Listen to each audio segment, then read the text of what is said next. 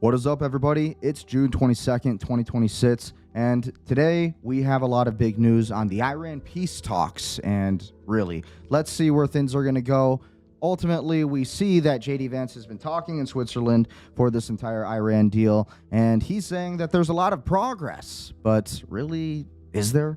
Because the Iranians walked out, they snubbed JD Vance, they didn't shake his hand, they didn't want to be a part of the photo op, and on top of that, we also have Israel saying that they are not going to leave Lebanon. They are going to continue on with their entire force and everything that they're doing when it comes to the Greater Israel Project. So it continues on. The war continues on. And ultimately, we also have JD Vance saying that Iran has agreed to allow the IAEA inspectors to enter into this discussion. But Iran has denied this. So what is this about? Ultimately, I think that this is completely pretty much a facade. When we look at all of this, is this really going to be the end of the Iran war? I absolutely don't think so. I think that this is only the beginning. And if we look at the oil prices, the good part is that the oil prices are down. The good part is that the stock market is pretty much holding up at 51,000 just about. We're going to look at the markets. Today we're going to be talking about a little bit of the JD Vance and everything that's happened in Lucrine, Switzerland, and essentially what's been happening in all of these different areas of focus. Trump basically forced the Iranians to walk out of the entire negotiation because he was threatening the Iranians, and basically this was happening, saying that they wouldn't even get home if they basically chose not to appease by these deals. And then we also had Lindsey Graham, the warmonger for this entire Israel war, basically saying that here's what's going to happen if Trump doesn't want to continue this war. We're going to end up taking the Strait of Hormuz by force. And so I'm going to cover that story. And ultimately, we also have all of the Israel shills, the Mark Levins. We have all of the complete, the Mike Huckabees who are just pro-Israel, Israel first, all the way. Again, and they're not waving that American flag first. We even had Mike Huckabee say that he'd rather live in Israel. And he says it like that, right? Israel. I'd rather live in Israel. I feel more safe in Israel. I just couldn't believe that when I was in Washington, D.C., all these people were just acting crazy. So it's just crazy. Okay, and then you got Mark Levin, who's just been having an attitude all the time towards everybody, towards everything. So, again, we're going to cover all of these stories. We're going to cover all of it. Be sure to like, share, comment, subscribe. We're trying to grow this channel. Follow me on Instagram. We're actually growing rather quickly. Follow me on YouTube. Subscribe. We're trying to grow these channels so we can bring you more news. And, hey, if you're interested in debating on geopolitics, you want to talk about what's happening in the war, if you are any former military, you want to talk about what's going on, you want to give your analysis on things, then contact me. Again, you can email me at eckergeopolitics@protonmail.com. And, again, let's talk. Let's talk about the war. Let's talk about your take on things. As you can see in the background here, I have a little background of Switzerland. Again, this is Lucrine, Switzerland, which is where the negotiations are taking place. And so, hey, if you want to talk about these negotiations, you want to tell me why I'm wrong about my analysis, and again, all of the articles I look through, maybe I should be looking somewhere else. But ultimately, we're also going to be looking at the maritime traffic that's happening in the Strait of Hormuz today, or, really what's going on with all of this. A lot of deception happening. We have a lot of AIS tracking that's really not actually accurate. They have some different interesting things going on with false vessels in the Strait of Hormuz depicting some kind of activity going on. But really, the Strait of Hormuz appears to still be closed, and the Iranians have closed the Strait of Hormuz over this past weekend.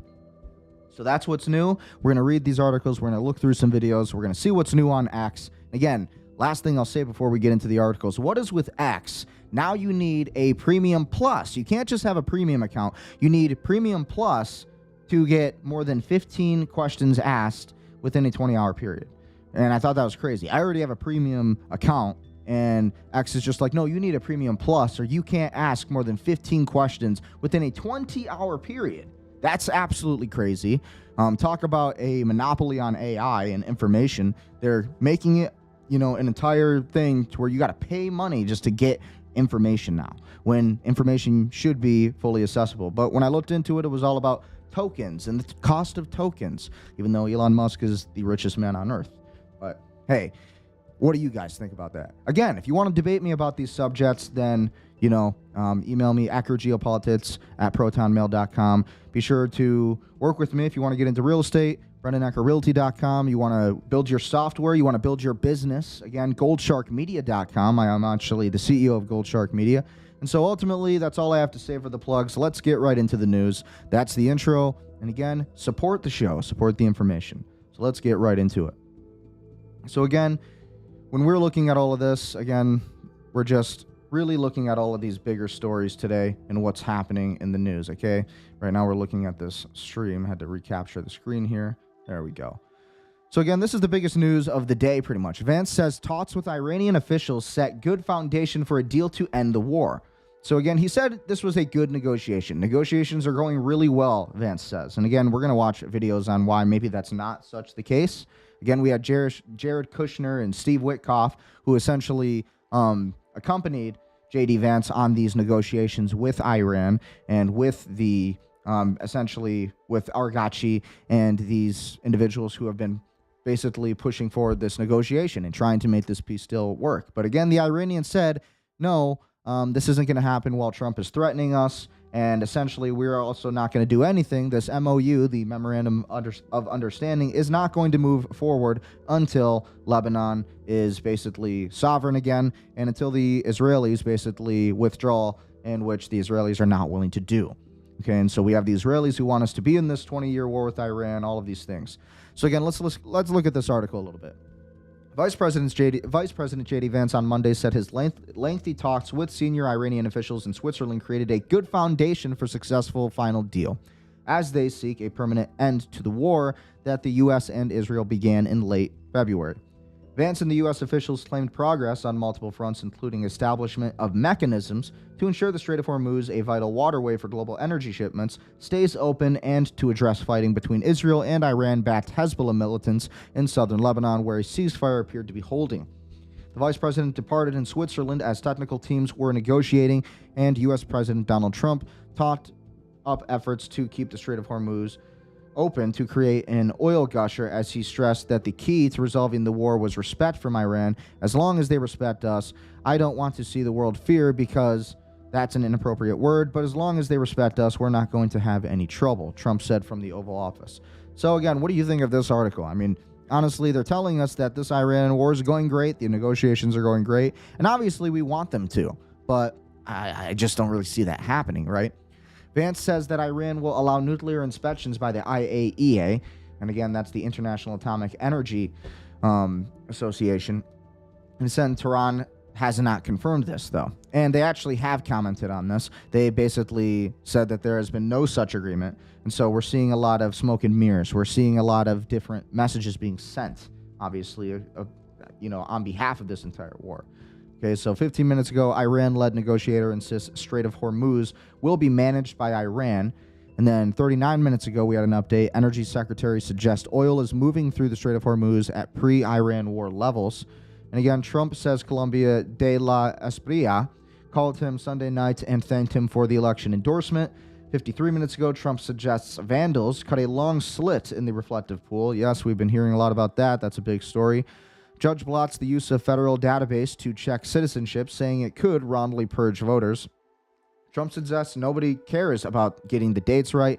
Trump praises Keir Starmer, but says he was hurt by immigration and windmills. Again, that's another piece of big news today. Keir Starmer finally resigned from the Labour Party in Britain, which, if you care about European politics, and as we talk about geopolitics here and what's happening in the UK, we obviously know that the UK has been completely overrun by mass migration and all of this insanity, essentially. And these insane policies that allow all of this rape to happen and terrible things going on in the UK, essentially, because of this Labour Party, because of these things that have been enacted by these legislators and politicians and the Keir Starmers, right? We have Keir Starmer, who just put out a bill that you can't even be, if you're not 16 years old, you can't have a social media.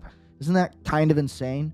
And this is called a again, this is a freedom of speech problem. They don't want people getting access to the truth. As much as I'm upset with X making this whole, they really are creating this monopoly on AI and information and intelligence, which is horrible and it's demonic. They should be ashamed of themselves. But even beyond that, X is still the most honest free speech platform, and we have to be grateful for it because it is exposing a lot of these truths. And because of that, Keir Starmer is not happy about it. So he created this law essentially that says if you're not 16 years old, then you can't have access to social media. Like, talk about treating, young adults like they're children, like they're 6-year-olds. And, again, this is only to protect the politicians, right? So now, hopefully, Rupert Lowe, who is basically the foregoer of this entire Restore Britain party, and again, that's kind of who I would prefer people in the UK or Britain vote for. Again, the Restore Britain party, it is the far right wing party. It is the anti-mass migration party, and that is the number one issue, most existential issue happening in the United Kingdom today. That's a fact, no debate about it. Ultimately, you are just seeing nothing but crime. You are seeing people, native Europeans, native Englishmen, native Brits, Englishmen, native people from the UK, white UK people are being completely overrun by, again, illegal immigration. And yes, it is illegal immigration because these politicians are basically enacting illegal laws, and they are going against the interests of their own people for cheap labor, and essentially because they want to maybe they're even protecting their own selves from blackmail. And that's kind of what I suspect when I look at all of this. So again, when we look at this story, again, a lot of big news. Let's take a look at this video. Ultimately, I just think it's insane. It's absolutely crazy when we see all of the information happening today. So again, let's take a check. Let's check this out. This is from the AP, Associated Press.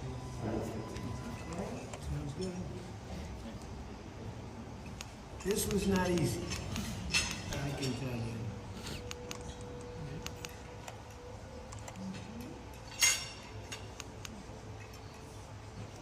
So again, this is supposed to be the signing of this entire peace deal, by the way. This happened a few days ago, but this article is fresh. And so who knows? Who knows if this is real? Who knows if it's all smoke and mirrors? When I look at it, I think that this is all smoke and mirrors. Vice President JD Vance said Monday, peace talks with Iran created a good foundation for a successful final deal to end the war that began at the end of February. Vance's comments came after he and Iran's parliamentary speaker, Mohammad Bagher Kalibaf, wrapped up a lengthy round of initial talks aimed at solidifying a permanent end to the war between the countries. Vance said Iran had agreed to invite International Atomic Energy Agency inspectors back into the country. However, Iran did not acknowledge that, and it was not immediately clear how big a shift that would be.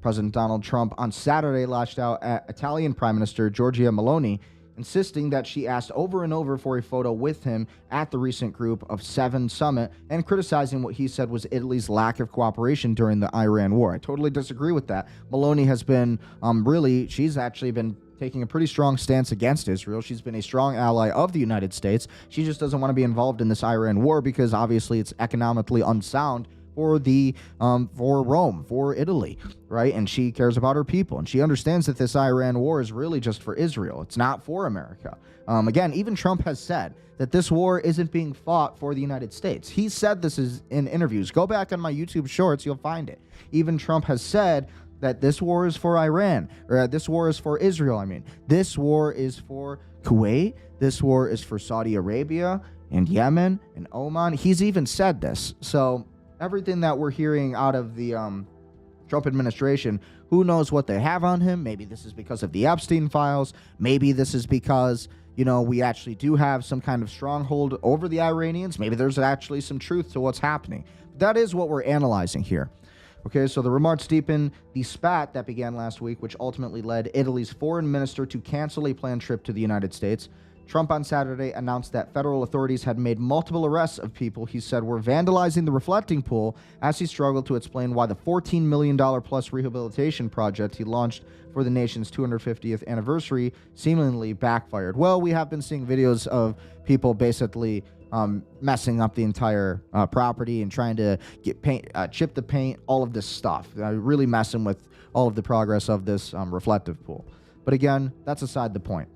Iran's lead negotiator insists Strait of Hormuz will be managed by Iran. The lead negotiator of the Iranian delegation, Mohammad Baghar Kalibaf, insisted on Monday that the Strait of Hormuz will be managed by Iran and would follow international laws. Kalibaf, who is the Speaker of the Parliament, spoke with the Iran state media on a plane on his way back from Switzerland. Hopefully, we can activate the strait again in terms of passage and bring prosperity back to the regional and global economy.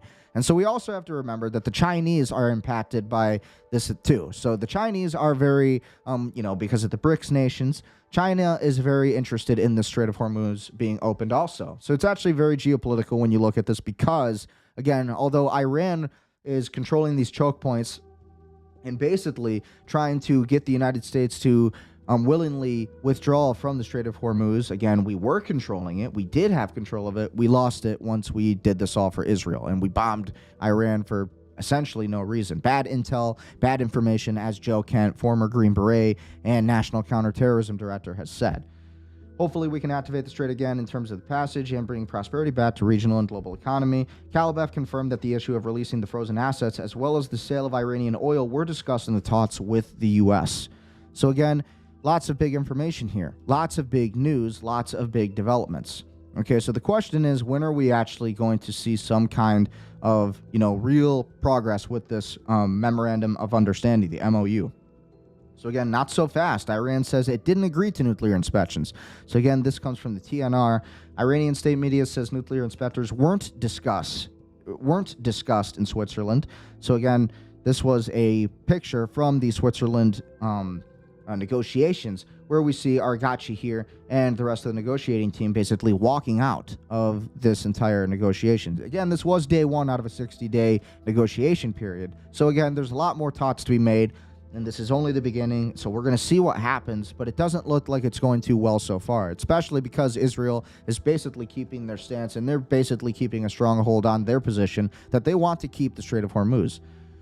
Despite Vice President JD Vance's claims, Iran state media says it will not allow nuclear inspectors into the country, complicating the agreement made between the U.S. and Iran. U.S. Vice President's claim regarding the return of International Atomic Energy Agency inspectors to Iran is false. In the Swiss negotiations, there was no discussion about the presence of inspectors in the country. An ex-post from the state-affiliated foreign news agency said in Farsi on Monday, citing an unnamed informed source. So again, an informed source in a conversation with the foreign news agency reporter, the U.S. Vice President's claim regarding the return of the IAEA's inspectors to Iran is false. This information source continued in the Swiss negotiations. There was no discussion about the presence of inspectors in the country. So what do we see here? Not a lot of progress. That is kind of what's happening. Meanwhile, we also have the stock market. And again, everything that's happening, that tech stocks tumble as SpaceX plunges, Amazon, Alphabet, Nvidia sells off. Future of the Dow Jones Industrial Average and other major stock indexes traded slightly higher ahead of Tuesday's open. On Monday, the stock market ended sharply amid ongoing U.S. Iran peace talks. So ultimately, again, not too much progress. Again, stock market's looking okay, though, and we're not really in the worst position. SpaceX's stock plunged more than 16% Monday, extending a losing streak to 3 sessions after the company announced a senior unsecured notes offering and disclosed about $100.8 billion in cash. SpaceX stock closed at its lowest level, more than 31% off its recent record highs and about 14% above its 135 initial public offering price. Nvidia reversed from early gains to slide 1% back below its 50-day moving average line, a key level to watch. Finally, Amazon sold off at 4.8%, falling back to its long-term 200-day line, and Alphabet shares tumbled 5%, just above their latest buy at 349. U.S.-Iran talks continue. The U.S. and Iran held peace talks Sunday on Switzerland with Vice President JD Vance leading the U.S. delegation. Vance cited a lot of progress on Monday morning comments to reporters. He said Iran has invited nuclear inspectors while technical talks will continue. And again, as we know, the Iranians have not confirmed that. The Iranians basically said, no, that's not happening. That's not what's going on at all. So when we look at this entire thing and all of these different developments, it's not really... again, we're just seeing a lot of smoke and mirrors. On Sunday night, Iran's foreign minister, Abbas Argachi, hailed major progress in ending the Lebanon fighting. He also said some frozen Iranian funds have been released. U.S. officials said the Strait of Hormuz was discussed.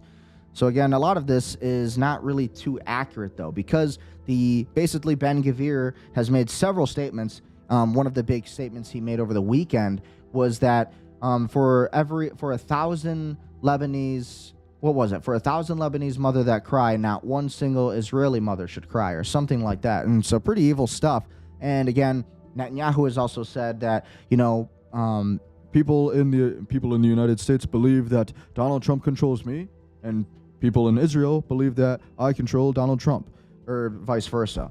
People in the United States believe that I control Donald Trump, he said, and then he said that people in Israel believe that Donald Trump controls me. He said, none of those things are correct. We are both fighting for our independent nations, and we are going to take Hezbollah. We are not going to stop now, and we are going to take Lebanon. And they basically said that they're going to continue to really forward this entire siege on Lebanon for their southern Lebanon buffer zone, of which they call it, and essentially when in reality this is for the Greater Israel Project. They want to basically turn Lebanon into northern Israel.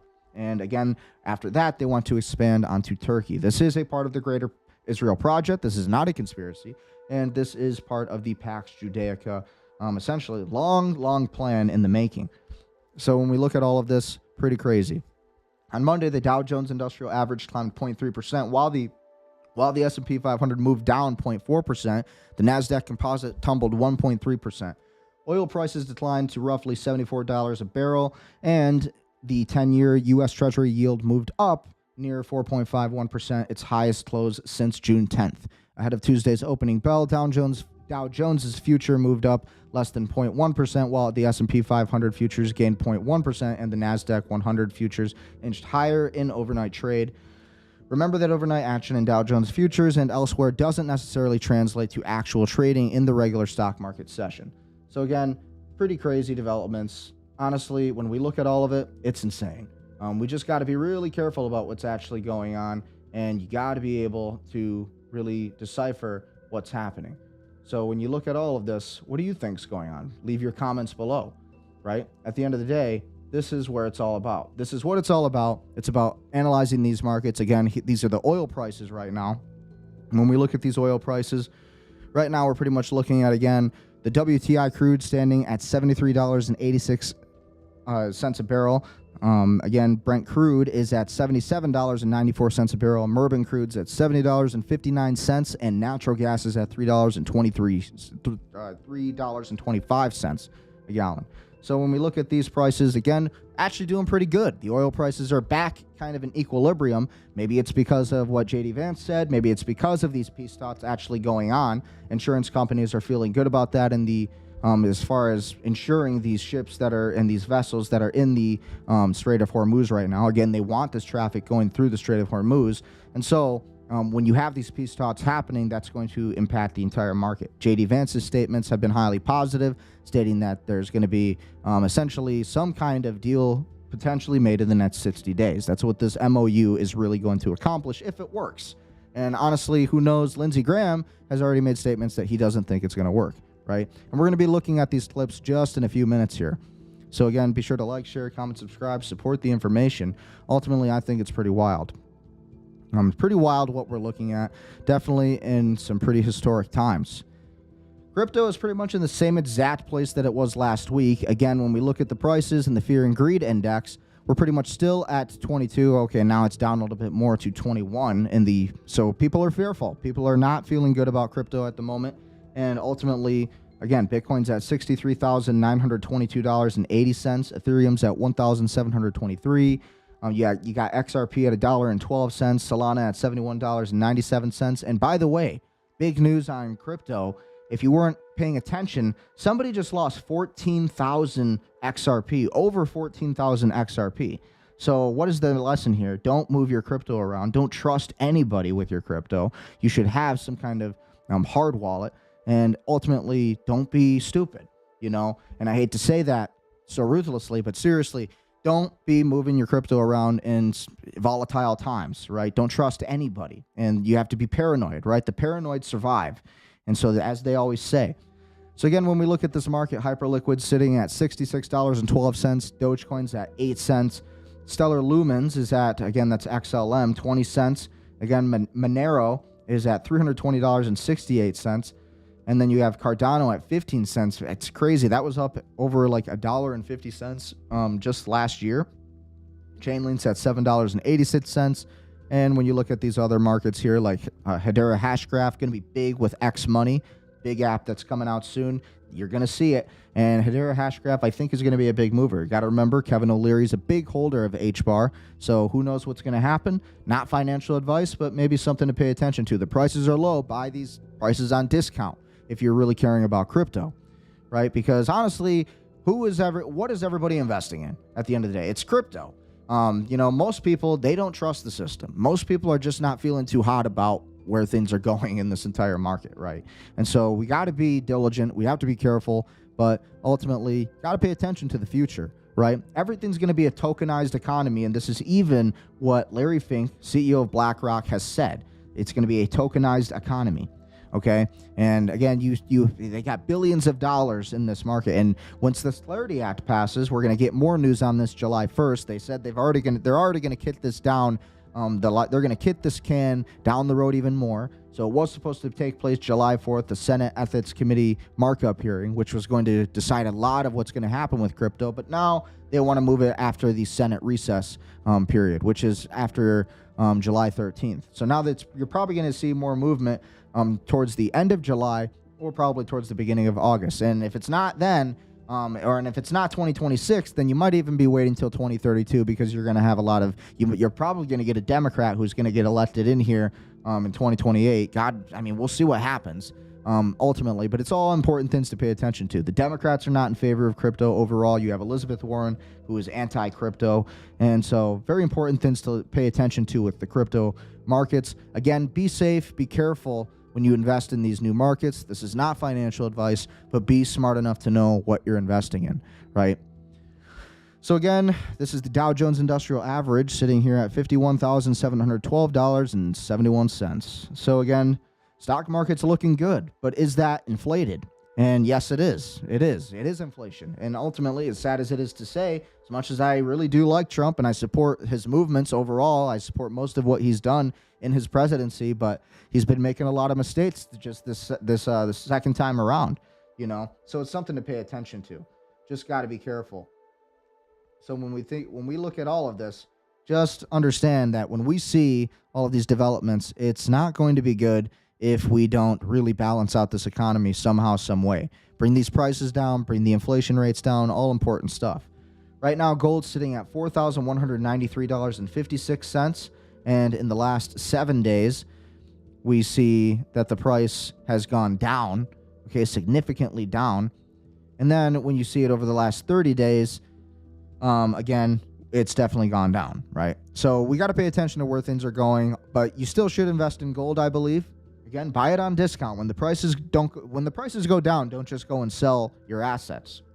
There's a reason the rich are buying up gold right now. Whether it's Bitcoin, which is digital gold, or whether it is actual physical gold, it's important to invest in assets and appreciating assets, things that are tangible forever, things that you can put in your pocket, things that are a good hedge against inflation, which is, in fact, gold always has been since the beginning of time. Kind of a timeless asset. You can't even destroy gold, really. It's kind of hard to, right?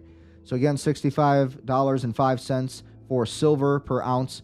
And when we look at that 7-day price, really, we've been seeing quite a drop in both markets, right? So again, who knows where things are going? But I think in my predictions, you're going to see these markets go up. There's going to be some kind of stock market crash, I predict, in the future. Maybe I'll be wrong about that, but it looks like we are really heading in that direction. And when that day comes, you're going to see prices of gold and emerging assets like crypto go up. That's my prediction. And I think that when you see all of this happen, again, where the United States is going right now, we are in hyperinflation. And again, we also have, you have these emerging markets too. At the same time, you have the real estate markets where the interest rates are still high. It's keeping people down. Young people can't buy houses. I know this. I'm a real estate agent. I see it every day. I hear people talk about it every day. It's absolutely happening. Absolutely happening. So again, when we look at all of this, you just can't pay enough attention to it. Got to be careful where things are going and pay attention. So again, some other news that happened. IDF captured a Hezbollah drone factory and launch site hidden inside of South Lebanon. This comes from the Times of Israel. Troops raiding airbase dozens of meters below village near border find cache of 50 Iranian-made explosive UAVs that would have been fired into Israel from secret hillside shafts. So again, buried beneath the hilltop village in southern Lebanon, just kilometers from the Israeli border, the Hezbollah terror group built an underground drone airbase from which it launched Iranian-made unmanned aerial vehicles at Israel. The subterranean facility, guarded by massive steel blast doors, was built in the past decade with direct Iranian assistance, including planning and funding, Israeli military told the Times of Israel during an organized media tour of the site last week. So I find all of this timing interesting, right? And again, Joe Kent had said, Joe Kent he is former Green Beret. He is also the former director of national counterterrorism for all of this. So when he's been covering this, he's been saying that the Israelis are going to look for any kind of opportunity they can to basically say, see, the Iranians broke the ceasefire. See, Hezbollah is not maintaining the ceasefire. See, they did this. Now we have to attack them back. See, America, you have to go and attack Iran now. See, they're not abiding by the ceasefire. And this is what we're going to see. It's going to be things like this, right? Listen to the language of this article. Journalists were brought into Lebanon at dusk so that the visit to the tunnel would take place under the cover of darkness, an attempt by military to mitigate the possibility of Hezbollah attacks on members of the press. As the sun set over the Mediterranean, reporters were driven in a convoy of Humvees along the Lebanese coast before heading west toward Madal Zaun, some 6 kilometers, 3.7 miles from the Israeli frontier. With just moonlight and glow sticks to illuminate the way, soldiers led the group to the tunnel's main entrance, which was accessible from the ground level on the north side of the mountain. The tunnel and surrounding area, which was delineated as part of the southern Lebanon security buffer area in an updated IDF map Thursday, were captured this month by a reservist commando and paratroopers formation. The operation took place amid a porous ceasefire in which both Israel and Hezbollah have continued to attack each other. According to Israel Defense Forces, the tunnel runs several hundred meters into the mountain, reaching depths of 29 meters, which is 95 feet, under the Madal zone, including beneath a mosque. The IDF has uncovered similar Hezbollah tunnels in southern Lebanon in the past, but commanders said this one was built to a much higher standard, comparable with an underground Iranian missile factory in Syria that the military raided in September 2024. Soldiers and officers were made available to the tour on condition of anonymity in line with military protocol, and this is what was obtained from that location. Inside the tunnel, which was wide enough for a standard vehicle to drive through, Hezbollah had assembled Iranian-made drones using parts smuggled into Lebanon, according to the army. Iran, which has invested heavily in drone development and production, has long understood to supply its Lebanese proxy group with missiles and other arms meant to be used against Israel. After capturing the tunnel, soldiers found 50 UAVs with warheads of around 30 kilograms, 66 pounds of explosive apiece, officers said. So again, who knows? When you look at this, you can't really believe a lot of what the Israelis say because, again, it seems like everything they're doing is really intent on getting the United States more involved in this war and basically justifying what other people and other analysts, military analysts with far more experience than me. Again, I'm just law enforcement at the end of the day with, a little bit of entrepreneurial experience. I'm not a former military at all. Not going to steal that valor. But you have military analysts who are saying the same thing, that Israel is really inflating a lot of this information to continue and drive forward this war, right? They're saying that Hezbollah is attacking them when really it's been Israel who's attacking Hezbollah. And Israel is really, again, they're really doing this because they want to take over Lebanon. And they want this as their northern front. And eventually they want to merge this into Israel. The drones appeared to be the same type used in the attacks on Israel, such as the deadly October 2024 strike on the Golani Brigade's training base. This can typically fly 205 kilometers to 500 kilometers, 125 to 310 miles, enough to reach all of Israel, according to IDF officials. Military analyst Fabian Hinz identified the UAVs as an Iranian drone design known as the KSEF in service of Iran-backed Houthis in Yemen. The capture of the tunnel marked the first time that the IDF had access to fully intact Iranian drones of this kind, providing the military with valuable intelligence, one officer told the Times of Israel. The drones in various states of assembly were placed on display along the tunnel's concrete walls for journalists on the tour to see. In addition to the UAVs, the troops found around 8 tons of explosive material in the underground site's rooms, according to the army. So again, this is a big find by Israel, ultimately at the end of the day, and big win for Israel when it comes to this entire Israel versus Hezbollah war. Okay, and kind of a big hit to Iran too. So who knows? Again, at the end of the day, you got to be careful about a lot of the information that comes out. You never know what's true, but you got to always check. You got to always verify. Very interesting to talk about. So again, when you look at all of this, rather important to analyze all of it. So again, Israel fears Trump is strengthening Iran's hand in Lebanon.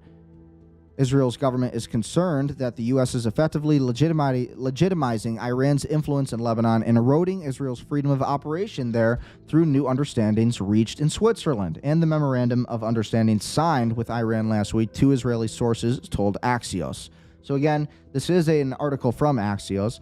So when we hear about all these stories happening in Israel, we also have the United States who is trying to pull out of this war. The Iran war does not benefit the United States. It's as simple as that. It does not benefit the United States. To the extent that it does, yes, we control the Strait of Hormuz. We get a little bit of that oil. But ultimately, we also have Venezuela already, which is a huge, huge source of the world's oil supply. Not a lot of people know that. The United States is also oil rich. A lot of people don't know that. They tell you that, oh, the United States is not oil rich. Opinions may vary on that. But ultimately, when we look at things, again, I think a lot of this it's pushed up to basically push forward the petrodollar. And this is what we have to understand. Again, even Trump has said, the United States of America is oil rich. We're oil rich. And so when you see all of that, you can obviously see that this petrodollar war is the main war at the end of the day. Iran has managed to wrap the situation in Lebanon to its negotiations in the U.S. in order to support its proxy Hezbollah. The Trump administration accepts that it must now contain Israel's actions in Lebanon in order to advance its diplomacy with Iran. Israeli officials worry that the new understandings will undermine months of efforts by the U.S. and Israel to see, they include the U.S. in there, but I guess it's fair enough, to weaken Hezbollah and to decrease Iran's influence in Lebanon. More immediately, they're also worried about pushback from D.C. each time they want to conduct a strike on Lebanese soil or pressure from Trump to withdraw from southern Lebanon while Hezbollah threat still exists. Driving the new U.S.-Iran MOU stipulates that both countries and their allies will end the hostilities, including in Lebanon, and ensure the country's territorial integrity and sovereignty, which are undermined by Israel's ongoing occupation in southern Lebanon. There were several rounds of fighting in the days after it was signed, though the last ceasefire renewal has held since Saturday. Iran threatened to close the Strait of Hormuz and to skip the Switzerland talks if Israel continues to attack. And again, what did Israel say? They're going to continue their entire movement. Okay, some articles are saying that there's a ceasefire between Israel and Hezbollah, and obviously that's not happening. Again, I just read you an article, just the previous article I read you, that basically Israel is going to continue fighting this war. Again, Israel is they just basically took down an entire Hezbollah site in these tunnels, right? So again, once the talks actually began on Sunday, Lebanon was one of the key issues discussed. The parties agreed to create a new deconfliction cell together with Lebanon and the Pakistani and Qatari mediators to ensure the ceasefire holds. Between the lines, Israeli sources claim that the new U.S.-Iran agreements on Lebanon erode previous understandings reached between Netanyahu governments and the Biden administration in 2024, which were blessed by the incoming Trump administration. Under the November 2024 Lebanon ceasefire agreement brokered by the Biden administration, Israel retained the right to act against both imminent threats and emerging threats posed by Hezbollah. Under the current conditions, Israel's freedom of action appears to be limited to imminent threats only. And while the previous ceasefire monitoring mechanism involved Israel, Lebanon, the U.S., and France, this time Israel is not a direct participant, while Iran is. Furthermore, the Biden-era monitoring mechanism was focused on coordination to dismantle Hezbollah's military infrastructure in southern Lebanon, while this one will focus on de-escalation between the Israeli military and Hezbollah.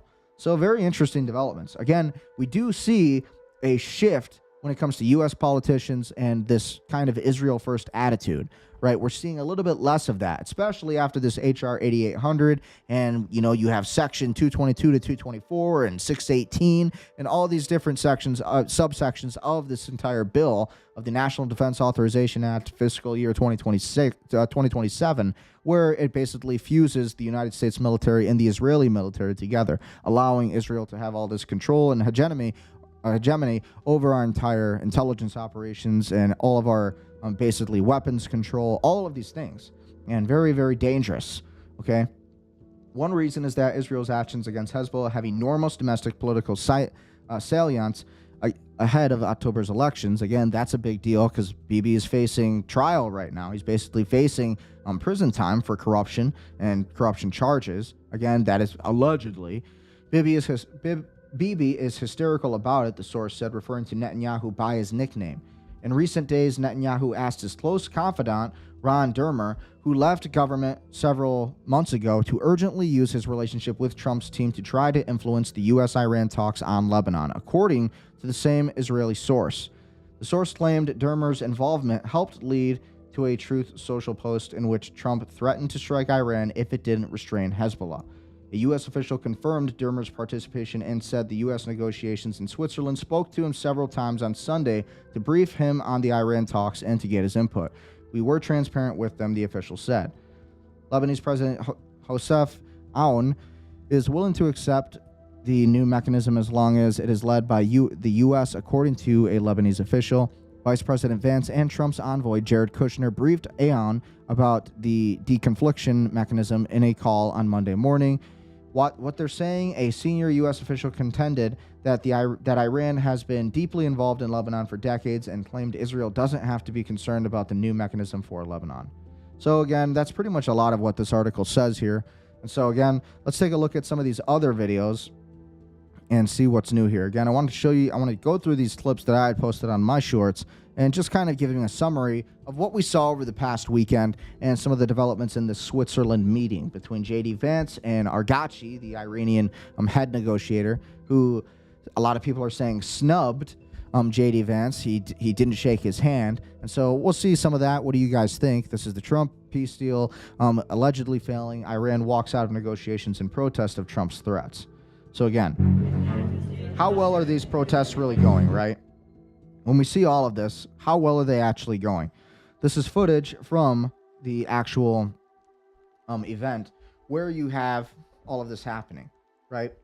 So again, what do you think?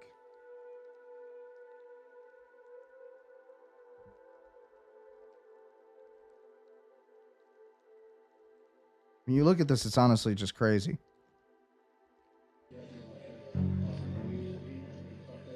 Yeah, he snubs him right here. So again, just rewind that a little bit. He just totally ignores JD Vance. JD Vance handles it pretty well. But ultimately, look at that face. He's just disgusted by JD Vance. And they do not want to talk. Handled it pretty well, though. And then you can see Vance in the background here. You see Jared Kushner right here. Steve Witkoff right next to him. And JD Vance is like, damn, what do we do? Came here for nothing. That's what he's thinking. And then, of course, Jared Kushner is always over his shoulder, right? So very interesting to see how these, things are really developing. So this is a clip from today. Iran negotiation update. JD Vance, very, very, very good day as Iran talks continue for peace. First, we wanted to build a mechanism for keeping the Strait of Hormuz open. It is open. We've seen, of course, gas prices and oil prices come down, millions and millions of barrels of crude and natural gas flowing through the Strait of Hormuz that weren't flowing before. But we also wanted to make sure that we actually set up the coordination mechanism so that we could demine the Straits of Hormuz, so that when there are the conflicts that inevitably come up, we can make sure we work through them rather than that leading to escalation, and that is exactly what we did yesterday. Would you describe the progress on Lebanon? I know Mr. Arachi said it was very good progress, but what's your characterization of it? Yeah, I would describe it as very good progress, too. I mean, look, we want a regional ceasefire, right? We want Hezbollah to stop firing at our friends in Israel. We want Israelis to be able to live in peace. We also want to make sure that, when things happen, they don't spiral into a broader escalation. And so we've been, I think, very good at setting up what we're calling a deconfliction mechanism. But what it really is to say that when things happen, the sides are actually talking to one another. Sometimes, you got a bit of a chicken and egg problem, that you've got a junior guy who fires a drone that didn't have approval from the high command. Okay, of course, Israel has to respond to that. But then sometimes that response, we could actually have a better and more peaceful situation if Israel responds in the context of a conversation that's ongoing between Hezbollah, Lebanon, Israel, and other partners in the region. There really hasn't been a mechanism to have those discussions until around 4 p.m. yesterday time. Look, what people raised yesterday is when you guys engage in what us millennials call trash talk, you can't expect not break the record. So when they say things are true, the president is going to respond to it. I'm going to respond to it. Americans are going to respond to it. What we're trying to do is to say, first of all, Israel and every other nation in the region has the right of self-defense, but we want to make sure that everybody has that right of self-defense in the background where we're talking about how to de-escalate these conflicts rather than spiraling out of control. Sometimes what will happen is that if the conflict spirals out of control, that's worse for everybody's self-defense and worse for everybody's security. But now, I will say, you already see the fruits of that. Over the past 24 hours, it's probably been the most peaceful that we've seen the situation in Lebanon. The previous 24 hours were pretty good. Obviously, there was some shooting about 72 hours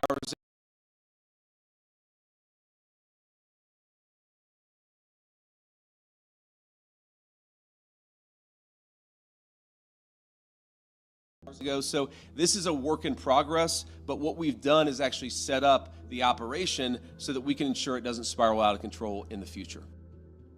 Honest to God, though, I mean, like, first, JD Vance, like, he's actually been doing pretty good, I think, handling this, but ultimately at the end of the day, it's like, who is JD Vance? They're really trying to prop up JD Vance. And again, I'm not completely hating on him because I like this clip right here where he's actually speaking out against Israel a little bit and he's telling the truth about the situation going on with Israel. And this I really did like. I really did think that this was actually something most of our politicians need to do and what they need to say. What I will say, and this does bother me, is that you have seen people within Bibi's cabinet who have come out and attacked the deal and in some ways very personally attacked the President of the United States. And I guess my message to them would be twofold. Number one, Donald J. Trump is the only head of state in the entire world who is sympathetic to the nation of Israel at this moment in time. Yeah. And he happens to be the head of state of the world. Yeah, the only one. If I was in the cabinet of the Israeli government, I might not be attacking the only powerful ally that I have anywhere left in the entire world. What I will say, I would agree this with does that. bother me, is that you've seen. So I mean, again, you know, as much as I'm not a fan that JD Vance is completely funded by Peter Thiel, and I've been seeing it all over X. I mean, like, it's everywhere. Like, they're really pushing JD Vance to be president, you know, and ultimately it's like, who else are they going to pick? Like, who are the options? It's JD Vance. It's Marco Rubio. That's really, for the GOP, that's who it's going to end up being. And then for the Democrats, you're looking at Gavin Newsom probably. And, you know, that's really where things are going.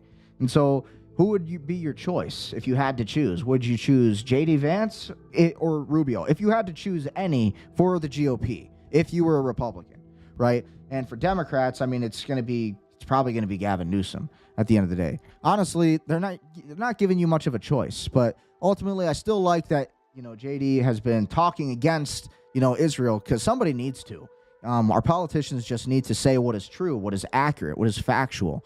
You know, and the facts of the matter is Israel's not our greatest ally. They've been actually a great adversary. And as much as we can still be allies with Israel, you know, we can still, you know, we can trade and do things together. You know, Israel is still a superpower. It's not like really the worst idea to still have them as an ally, but we should absolutely treat them like a European ally or like Russia or China competitors. You know, we should not have them, you know, having as much access as they do to our military. It's just absolutely, you know, insane. So again, meanwhile, you have Lindsey Graham saying things like this as all of this is going on. The warmonger, the Disneyland warmonger. A diplomatic solution. I think it's going to fail. What happens next? I spent 4.5 hours with President Trump Friday. Here's what I think will happen next. If this deal fails, President Trump is going to take the Strait of Hormuz over by force. The United States will control the Strait of Hormuz. We'll charge a fee for all those who go through to pay for the operation. And we're going to expand the Abraham Accords in calendar year 2026. We're going to get Saudi Arabia to join the Abraham Accords. and which is the biggest change in 5,000 years in the Mideast. And if Iran contests control of the Strait of Hormuz by the United States, we will obliterate them. So to all the people, this is why the Iranians walked out of the negotiations. That's specifically and precisely why the Iranians walked out of the JD Vance negotiations. It's this kind of talk. It is this, anti-Iran, this anti-peace, this warmongering, this, it's like they're basically saying, yeah, we're going to try this diplomacy thing, but you know what? It's not going to work, and we're just going to go and bomb them anyways. And, how is China going to react to that? How is Russia going to respond to that? They're going to say, well, you're not doing that. And they're going to it's not going to happen. It's not going to happen. We already had control of the Strait of Hormuz before this entire war started. And now they want us to basically continue bombing Iran on behalf of Israel for their benefit. And again, when we could be taking Greenland, we could be taking Cuba, we could be taking South America and liberating the, again, Western Hemisphere, that Monroe Doctrine, which is not the worst idea. Again, oil rich in Venezuela, huge oil supply there. And again, we are oil rich in America. Again, they tell you that that's not true, but this is all for the petrodollar war. They got to keep this theory spinning. They got to keep this entire narrative spinning that, oh, we're running low on oil supplies. And ultimately, it's like, well, we actually are oil rich in the United States. They won't tell you that, but we are. And the thing is, a lot of the oil is just occupied by these billionaires and these oil hounds, these big oil guys, right? You ever watch the show Dallas, you'll see what I'm saying. It's kind of what the game is. And then at the highest levels, it gets into politics. You have these Trump oil meetings and these press conferences where Trump has an entire roundtable of like 60 different oil executives. I mean, this is big oil, it's America. And that's why we're in this war, right? That's why we were in the Iraq war, for oil. And we just want, the more oil you have, the more you control that petrodollar. And that's what the United States always wanted. We wanted to control the entire planet. And we were using oil to do that and to build military bases in Iraq and basically in all of the Gulf states. And then Iran was the big fish, was the big prize. Because if we could basically conquer Iran, we would have all of this oil. And essentially, we would dominate the world. That would be our lever, our Trojan horse to punch through and basically control the entire planet. Basically, the Roman Empire. Maybe not the worst thing. But the problem is the strategy behind the Trump administration right now is just not the right strategy. It's not going to work. You don't have the American incentive behind this war. You don't have most Americans who are in support of it. And that's the issue with this. It's not, Americans just aren't really supporting it overall. And, that's how we're not going to win a war, right? Same thing with Vietnam. Like, why were we there? Nobody really knows. Nobody can really answer. And so that's kind of the biggest issue when you see all of that. So again, when we look at the maritime traffic, I also wanted to go over what we're seeing here in the Strait of Hormuz. We got these two vessels I've been seeing over the past week or two, and they kind of planted these here. These are fake. The Handala failed.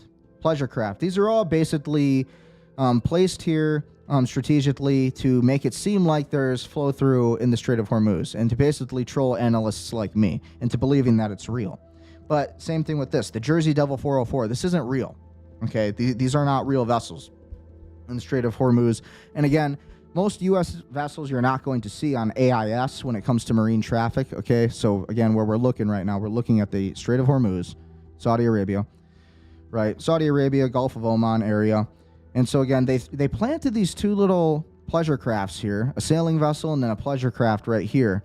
And when you do the research on these vessels, look at this, the Jersey Devil sailing vessel. The Jersey Devil primarily refers to a specific U.S. vessel involving geopolitical tracking anomaly events or a well-known line of custom sport fishing powerboats.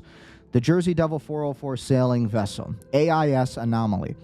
In early June 2026, maritime traffic circles and defense analysts noted an unusual occurrence involving a vessel broadcasted as the Jersey Devil 404, officially registered as the automatic identification system, the AIS networks, and as a sailing vessel flying the United States flag. Again, you don't really see that too often. You won't really see American flags. You don't see it because we kind of have a lot of control over the Navy. It's a huge troll, right, to analysts. They also want to spin this narrative that there's actually traffic going through the Strait of Hormuz right now when it's extremely limited. And, right now the Iranians literally closed the strait this past week.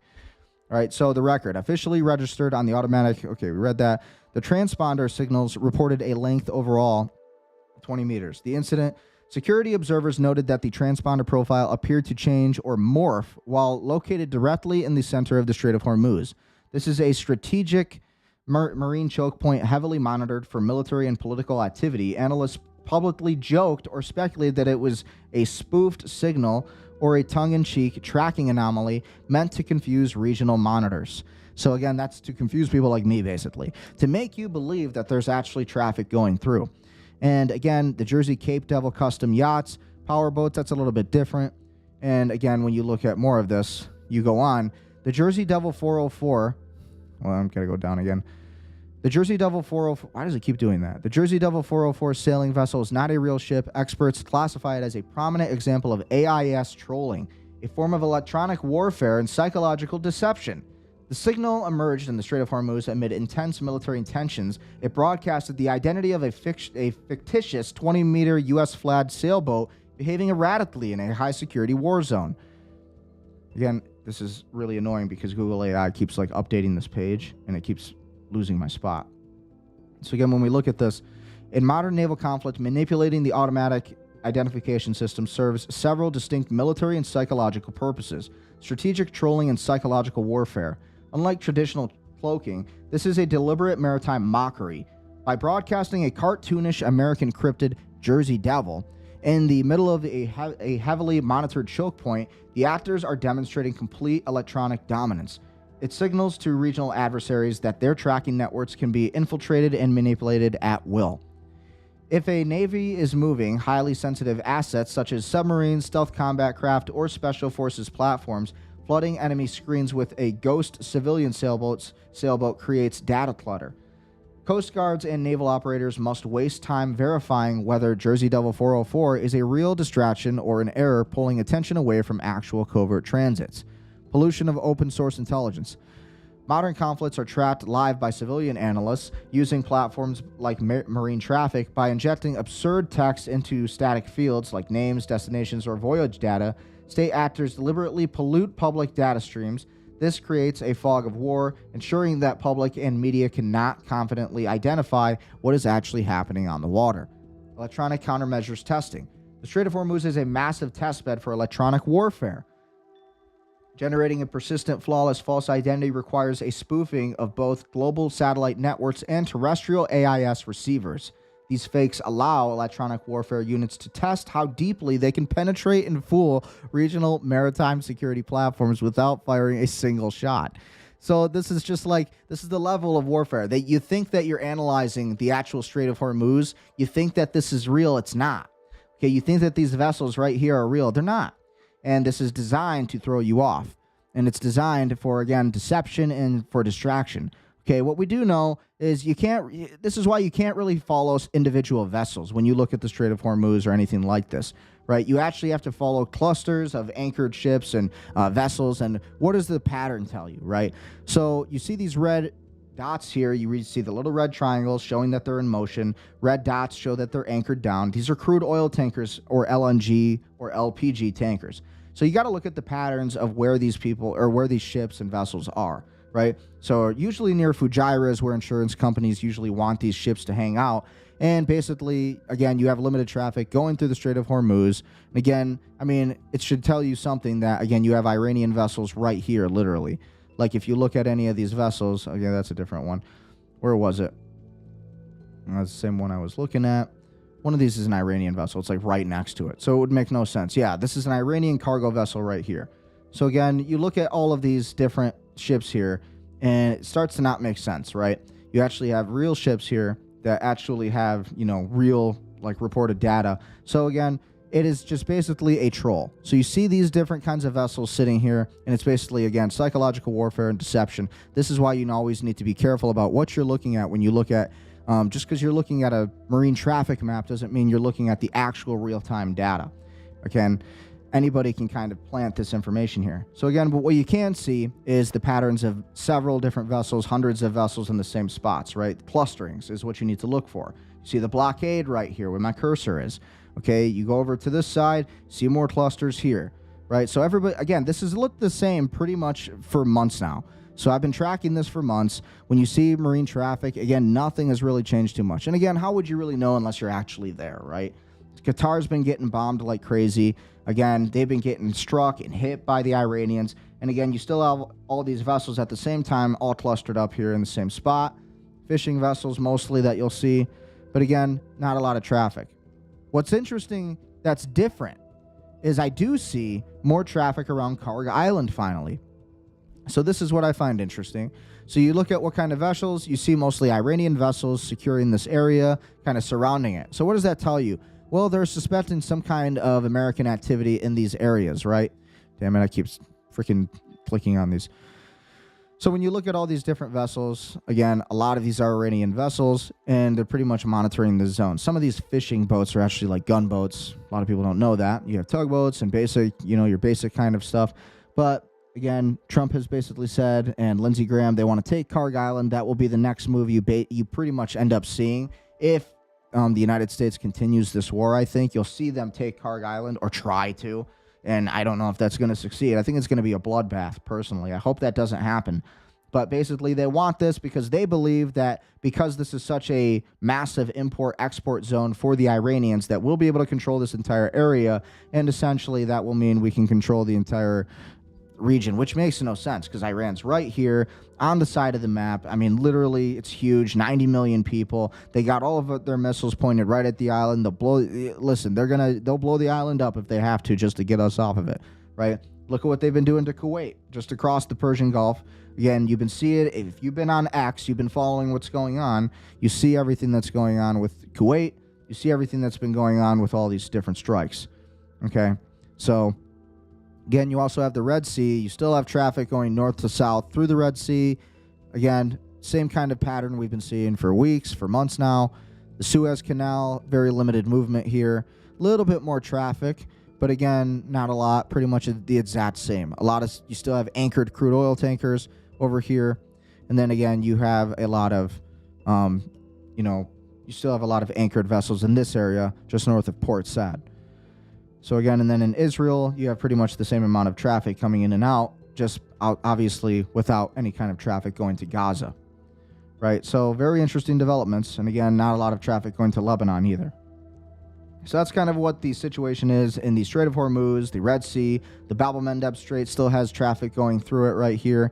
And ultimately, you really still have vessels being forced to go around this southern this tip of Africa, the Cape of Good Hope, and forced to go all the way around Africa to Europe and to basically reach their destinations of trade.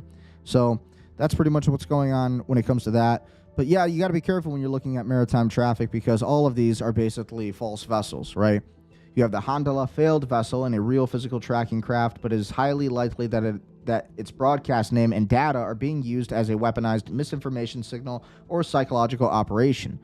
The vessel is registered as a 16-meter U.S. flagged pleasure craft. Its live tracking data via marine traffic places its activity transiting the Strait of Hormuz. However, its highly contested naval choke points what a vessel broadcast on the automatic identification system is awfully intentionally manipulated. So again, psychological warfare, PSYOPs against Iran-aligned groups. The Handala Cyber Warfare Group is an aggressive, Iran-linked state-sponsoring hacking collective. They have repeatedly targeted Israel, leaked Israeli Navy officer information, and sent direct threatening texts to U.S. Marines and naval personnel in the Persian Gulf.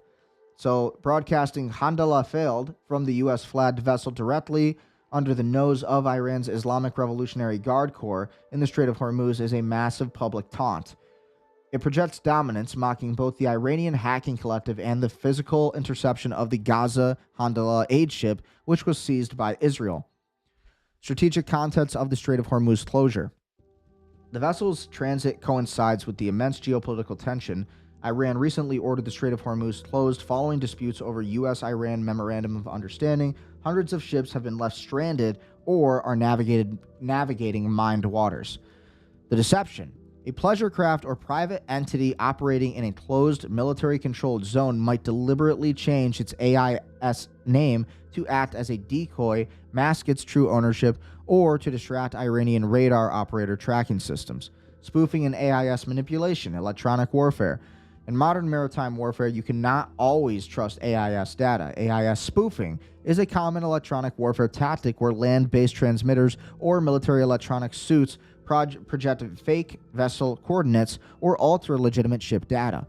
It is entirely possible that the real owners of the pleasure craft did not input this name. Instead, state actors or hackers may have intercepted and spoofed the transponder data to broadcast Handala failed across public tracking sites like marine traffic to fabricate a viral, mocking geopolitical narrative.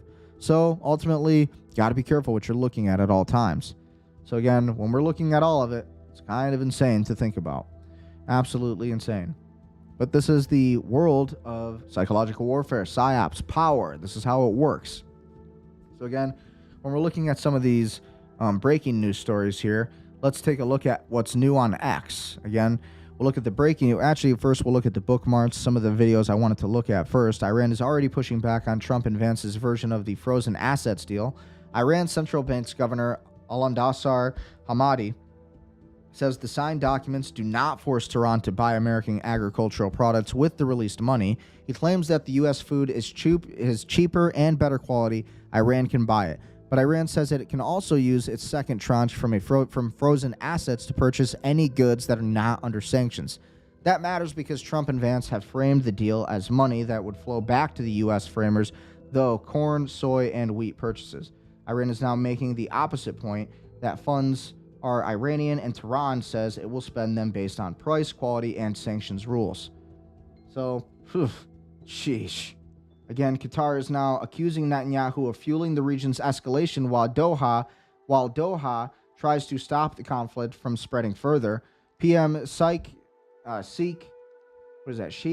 Mohammed bin Abdul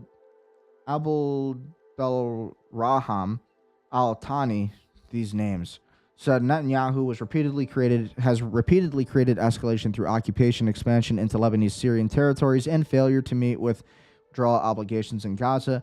Qatar's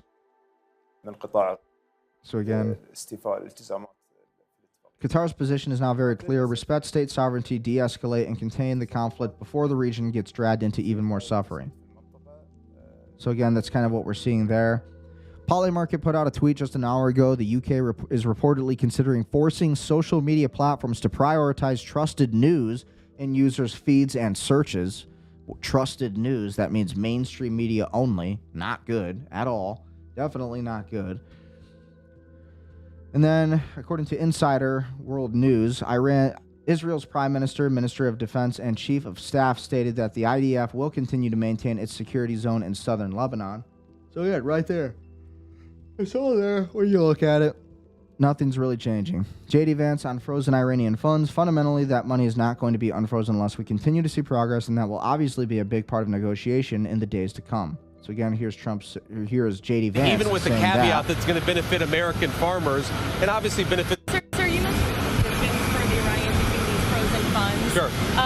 To buy American soy, for example. Is that something that was raised yesterday that they've already agreed to? The Iranians have already agreed to that? Yeah, that was something that came up yesterday, and we actually asked the Qataris to help us set up the mechanism so that we can ensure that the money goes where we want it to go, and they agreed to do that. We have a good relationship, obviously, with them and a good operational oversight mechanism in place. But even with that said, even with the caveat that's going to benefit American farmers and obviously benefit the people of Iran, we want both.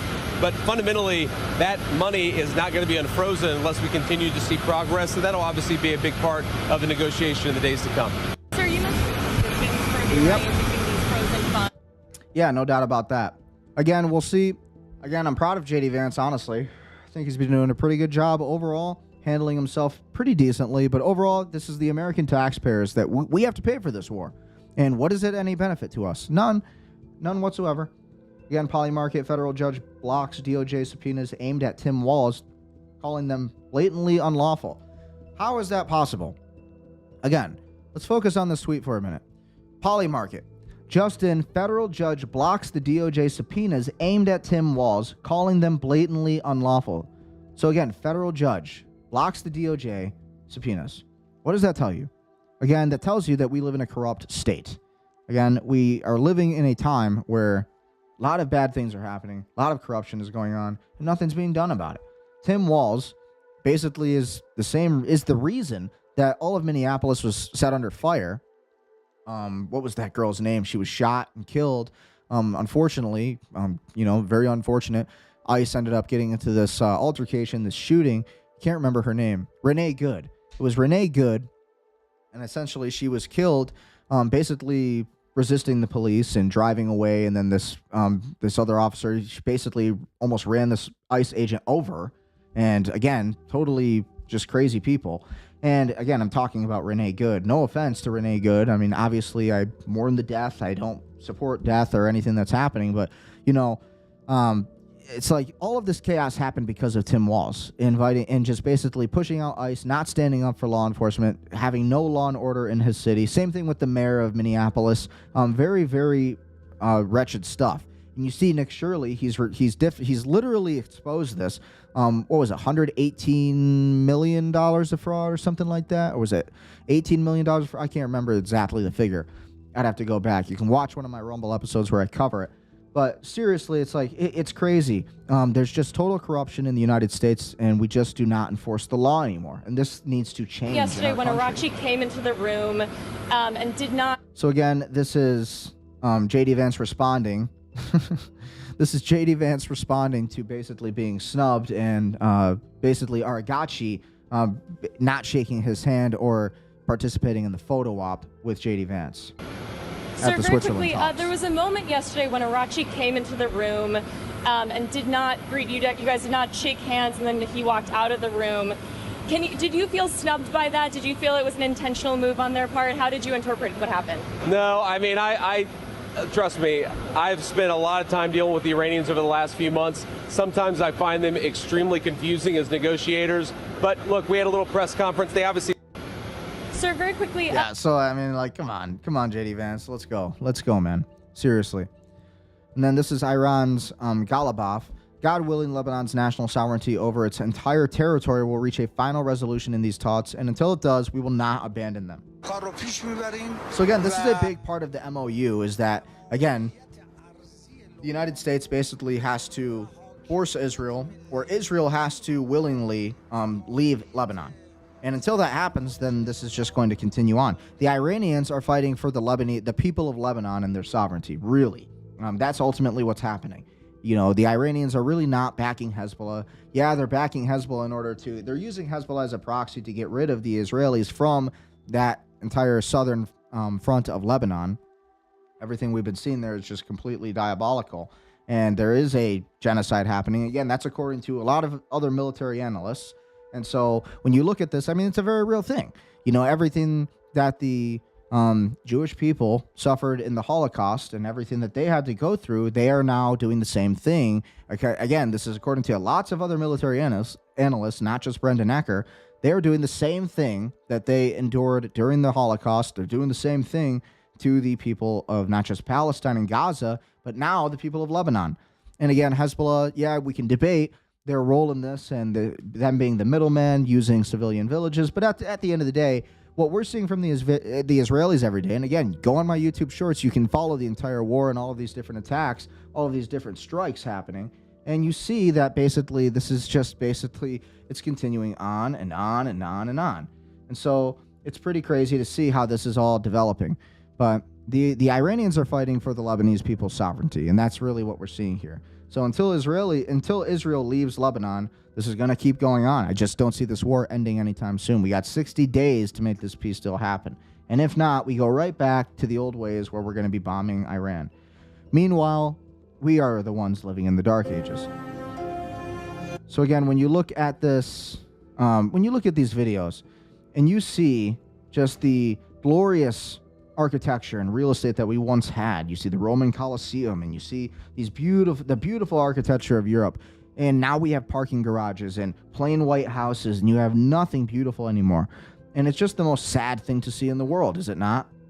So you see this and you're just like, it's honestly heartbreaking.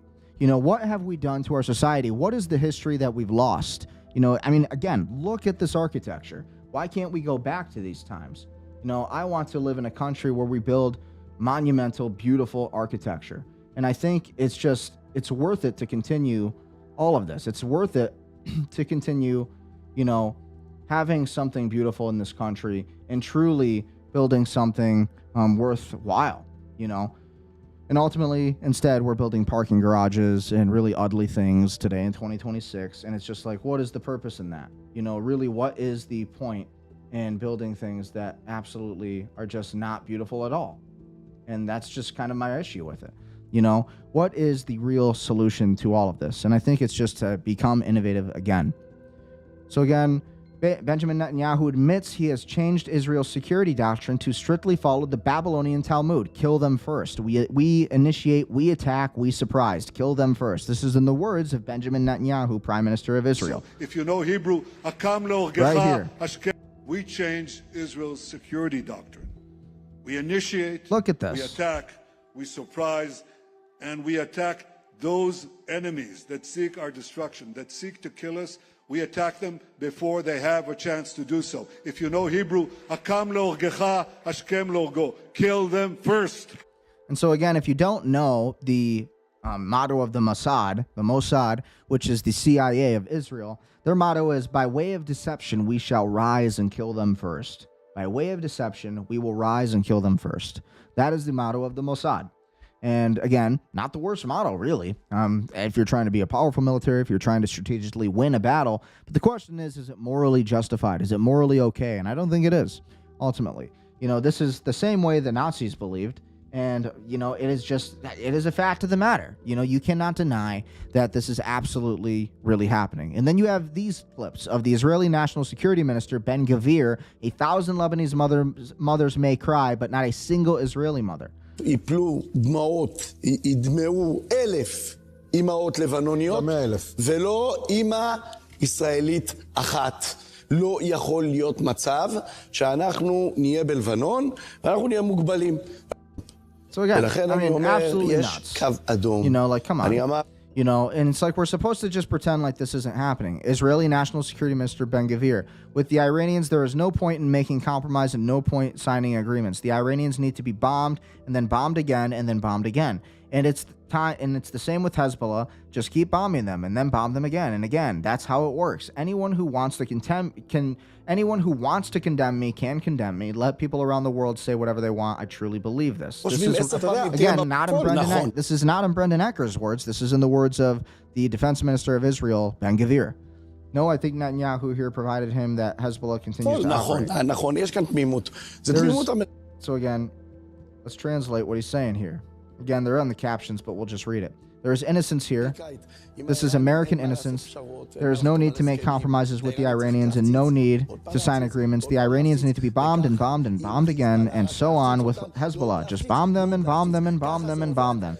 That's how it works, and whoever wants to condemn me, let them condemn me.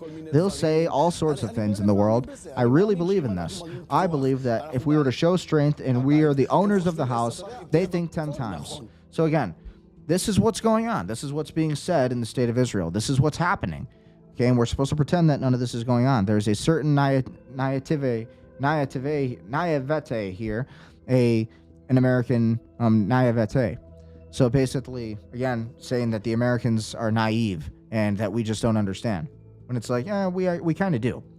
That seek our destruction, that seek so here's one more clip of Netanyahu. We attack them before they have a chance to do so. If you know Hebrew, kill them first. So again, we already went over that clip, sorry. But ultimately, it's like, it's insane. You know, all of these things going on today, and we're supposed to just not say anything about it. Absolutely insane. And then we also have the Syrian leader who's possibly going to take over a lot of these negotiations, and not the negotiations. He's basically going to take control of Lebanon. And this is Trump's idea to put him in charge. He is literally the leader of a terrorist organization. في حق سوريا يعني. فسوريا كان عليها عقوبات وعليها أشياء كثيرة. واليوم الوضع في. So again, let's take a look at this. Syria's position. Syria was under sanctions and faced many challenges. Today, the situation in Lebanon requires joint solutions. And it's quite possible to rely on Syria to find a safe path to a solution. However, this doesn't mean war, nor does it mean a return to the previous image of a Syrian tutelage over Lebanon under a former regime. Rather, it means restoring support for the Lebanese state. strengthening its institutions, and finding common ground between political parties and influential forces in Lebanon, including Hezbollah, to find a safe solution that everyone believes in. Partial solutions have very serious problems. So again, the issue with this is that as much as I would rather this man be in control of Lebanon temporarily until you have the until you have the Israelis not in control of Lebanon. The issue is he is, the leader of a terrorist organization. And at the same time, what Mario Nawfal said was interesting. He said he actually doesn't support Hezbollah because, he really believes that no other army should have authority over that actual country's army. So again, the Lebanese army should have sovereignty over their own country. And ultimately, it's a question of who is more powerful, I guess. You can debate that. But, this is kind of the question. Will Syria rule Lebanon? Will Lebanon get to rule Lebanon? Or will it be Hezbollah who rules Lebanon? Will it be Iran using Hezbollah as a proxy to rule Lebanon? Or will it be the Israelis who are really right now occupying Lebanon? They are pretty much winning, I would say. A lot of people are saying that Hezbollah is winning. And from my take on it, Israel's moving with blitzkrieg. And, when you really look at the military movements of Israel, they're moving fast and they are taking over, And so there does need to be action, and there does need to be a different kind of leadership in there. And there needs to be a different force that's going to push Israel out. The problem is that the Israelis, they control a lot of the Syrian military and a lot of those same subgroups. They're kind of financed by the Mossad. So a lot of people don't know that, maybe not supposed to know that, but ultimately kind of important to pay attention to. So again,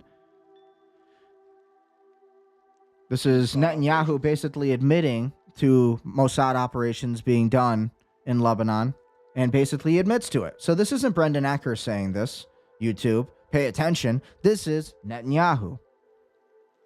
For years, people told us, you cannot attack the soil of Iran. Yes, you Iran, can do Mossad operations, and we did, quite a few. I authorized many. But you cannot Sorry, I was talking. Told us, you cannot attack the soil of Iran. Yes, you can do Mossad operations, and we did, quite a few. I authorized many. But you cannot send our military to Iran. But we changed that. We sent our brave pilots over the skies of Iran, and they took out targets, regime targets, terror targets.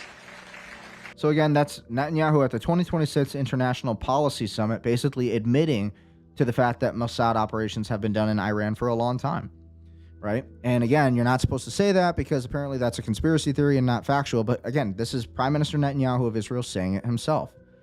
They told me not to enter Rafah. I entered Rafah. I was told to not strike Hezbollah. We struck Hezbollah. They told me not to confront Iran. We confronted Iran. I will say, when you listen to Prime Minister Netanyahu, this is spoken by a true conqueror. Like him or hate him, historically, Netanyahu is going to go down as a Genghis Khan. And that's what he ultimately is after. They want to have this legacy of power and control. But, that's only if he, that's only if he can secure the election also in October, because right now Netanyahu is facing corruption charges. But again, right now Netanyahu is winning this war, I would say. He is controlling the narrative and the progression of this entire war. That I shouldn't have taken at the time. They told me not to enter Rafah. I entered Rafah. I was told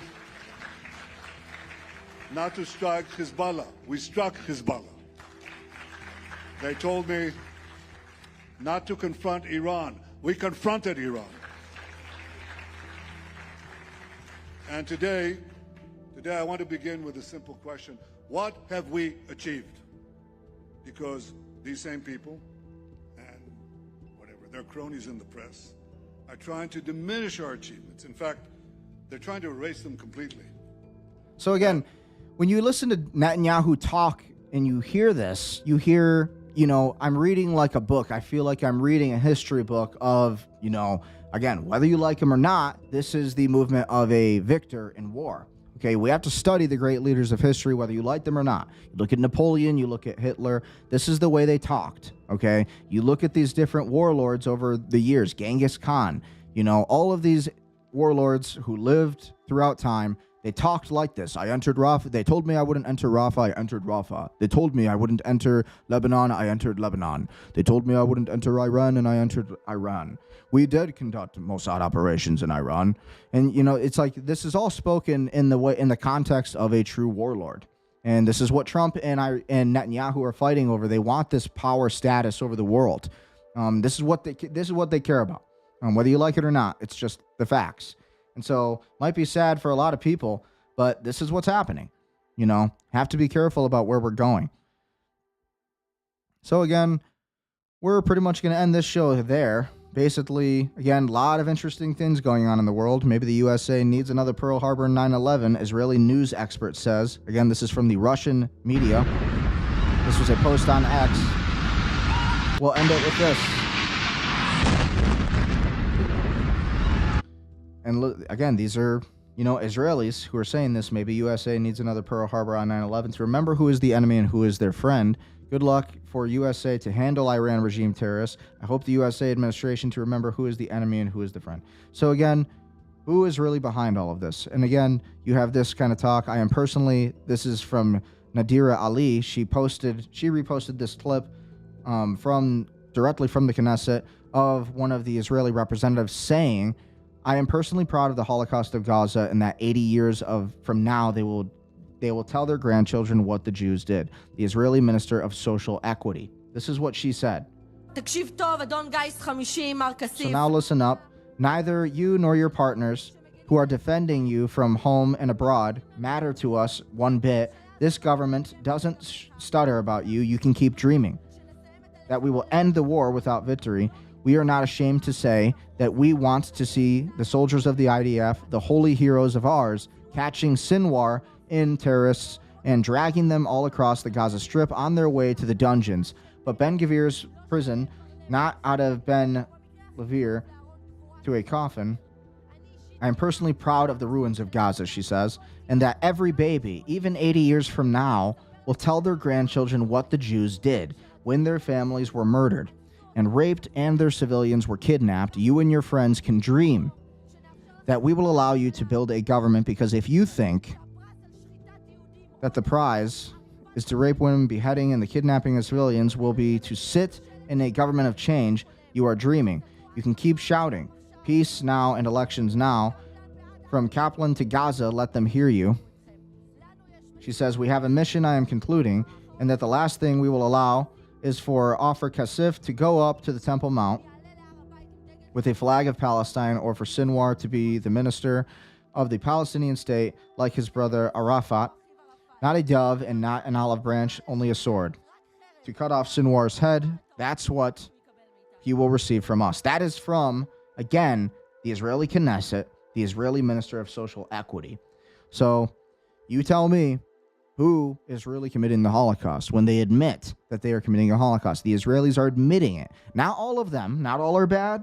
We understand that. We are not going to target every single people, but this is what most of their people believe. 70 to 80% of Israelis, factually, look it up, support everything that's happened with Gaza, and they support the movements on Lebanon. They support the Greater Israel Project and Pax Judaica. So, with that being said, that's pretty much all I have for this episode. What do you think? Be sure to like, share, comment, subscribe, support the information, support the show. Ultimately, I think this Iran war is going to continue. I think at the end of the day, I don't think this is going to end anytime soon. I think that this war is going to continue on until either Trump basically puts Israel in their place and basically controls the narrative and what is happening, or it is going to be basically Israel controlling the narrative and the forward movement of this entire war. And JD Vance and Trump will continue talking. They'll basically keep saying what they think is going to happen. And then, again, Israel is going to basically take control of the narrative and say what is going to happen. They're basically going to, again, completely take charge. And that's what's going on. So who's going to be the leader and who's going to follow the leader? And Trump and Netanyahu right now are fighting for this kind of control. And right now it seems like Israel is winning. And if you ask me, in my opinion. So, and again, especially with HR 8800, and you look at, again, that HR 8800, section 222 to 224, and then 618 626, I think, something like that. All these different parts and subsections of the National Defense Authorization Act, the fiscal year of 2027, basically integrates the entire Israeli military into the U.S. military. And this bill is going to pass in Congress. It's already passed in the House, and then it's going to be passing in the Senate coming up. So, who's really in control? Who really calls the shots? Is it really America anymore? 250 years of American independence, and to be what? Ruled by Israel? That's my question. Who is going to lead the way? And ultimately, we need to fight back. There needs to be some kind of level of truth. And ultimately, there needs to be some level of real action taken by the United States government. So what do you think about this? What do you think about JD Vance's peace deal with the Iranians? Do you think that this is going to go anywhere? Do you think that there's actually a chance that this peace deal could, proceed? Do you think within the next 60 days we will see some kind of major action? I think we need to stay on our toes. We're going to be following it Monday through Friday, 7 p.m. Eastern time. To come back to the show, watch my shorts every day. I post a short, 1 short to 2 shorts, 3 shorts. Follow me on Instagram, Brendan Ecker Official. And you can follow all of the recent news. I basically post the same stuff there. And again, follow me on Rumble. Watch me on Rumble. I'm trying to build a bigger audience on there so I can really move my platform there. YouTube has been it's been tough with YouTube just because there's a lot of very sensitive subjects that we're covering here. And so obviously sometimes we get flagged for that. I'm not trying to violate YouTube's rules, but we do need to talk about these things. These are real geopolitical developments that are rather important. So in my opinion, this is where the war is at. This is what's important in 2026. This is why I do what I do. This is why I am out here making the moves. Follow me on Substack. You can subscribe to that channel. Again, I think I have it set for, I don't even remember, $4 a month or something, $5 a month. I don't know. But ultimately, support that.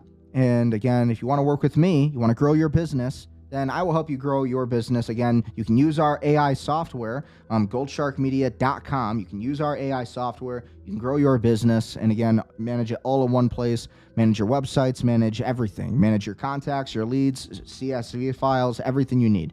That software is built all for entrepreneurs, built for business owners of all sorts.